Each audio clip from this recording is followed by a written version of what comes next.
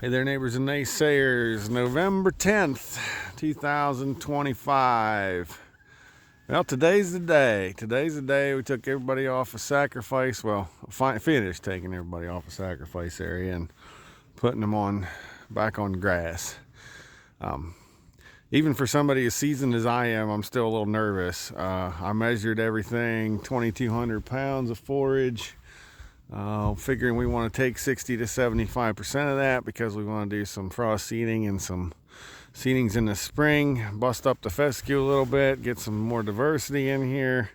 I'm still a little nervous that it ain't gonna be enough, but we'll see. We're gonna try. We have options here, so I'm not keeping the lambs for any reason.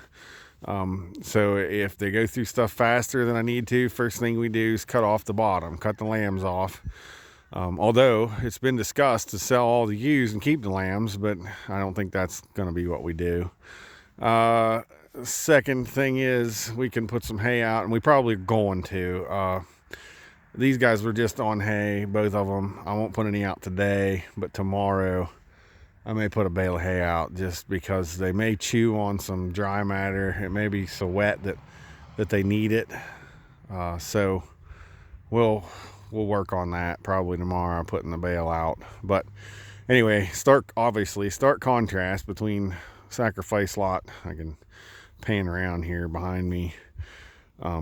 We hate that we did this. We hate that we had to beat this up, but it's a low fertility, very shallow soil where I'm standing. I can't even get a step in post in the ground because there's a rock ledge underneath. So, we're just feeding and trying to build soil fertility for what little soil there is here. And then I guess peeking through the trees, you can see the chickens maybe through there. That's where we measured 2,300 pounds of the acre of forage. That's where they're heading toward. They're not going to be there just yet, but that's where they're heading for. And then pretty much the whole north side of the road, this is what they're going to be on this winter. So a couple things of putting them together. They were just together before we put everybody on sacrifice lots for about 2 weeks, so they kind of know each other. The dogs barked a little bit at the calves or cows when they came in. There's one cow, a couple heifers, and the steer. All of them will be processed in March. All of them look good. Hopefully we just keep them looking good by going through stockpiled grass with them. There was a little bit of barking, a little bit of carrying on for just a second, and then it's fine. But I always give them a bigger pasture than what they really need that first day, because I just want them to figure out what it is. And when the sheep came in with the cows or the bovines, there was nothing. They didn't even move. Like it was no big deal. So it's fine. And then I'll move out of here tonight and start in stripping. Should be a quarter of an acre a day per move, or not a quarter, a third of an acre a day is what we figure with this group. And we're just going to try and see. So like I said, first thing is we can cut lambs off the bottom. Second thing is we can put some hay out. I'm a little nervous about putting hay because the sheep won't eat it. They'll lay on it, but they won't eat it. They're going to eat grass, and they'll eat it into the ground. But I'm a little nervous about putting a bale ring out for the cows, just because I'm afraid that the dogs will lay in the hay and keep the cows away from the hay.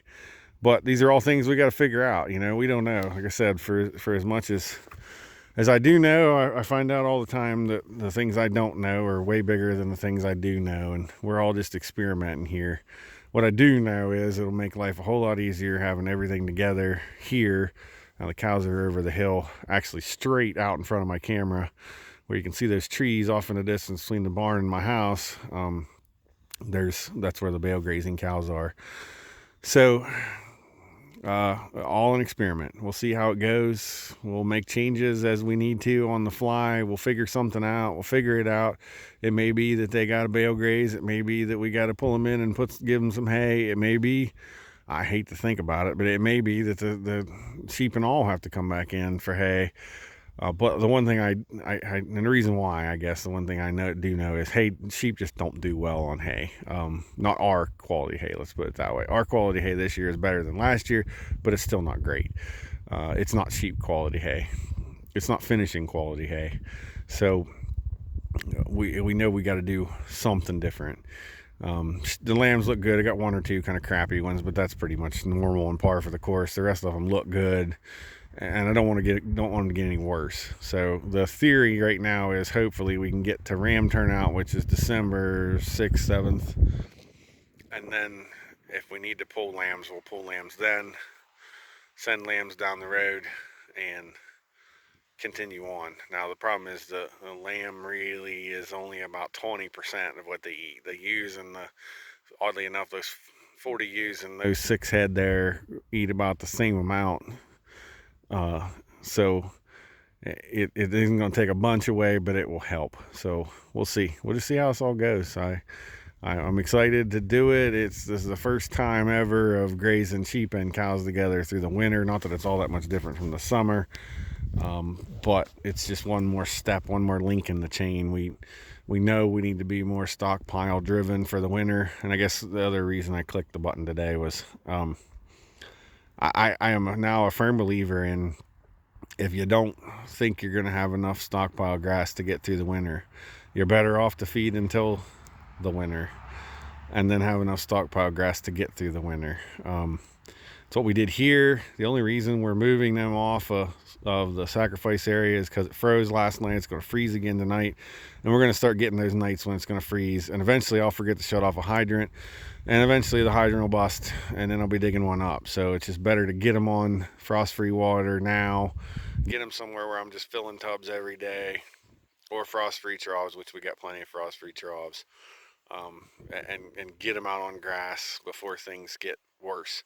Also, we're on rolling bales for these sheep, and we're for the cows, and now that it's getting cold, there's not forage growing, there's not root mass moving, the water's not going to go anywhere, it's going to become muddy, it's going to become slippery, and we're going to start making a mess. So that was the other reason. Just get them out on grass now and save from tearing up things all winter long. At this point, we don't have to start a tractor, but maybe once a week to bring a bale to these guys. And for the cows, we don't have to start a tractor, I don't believe, until mid-January at some point. We've got enough hay sitting out. So Dad's going to be twiddling his thumbs, not really know what to do, because we're not going to have a whole lot of tractor work, and that's the way we like it. We're not going to be making a mess. So with that, I'll say we'll see you next time.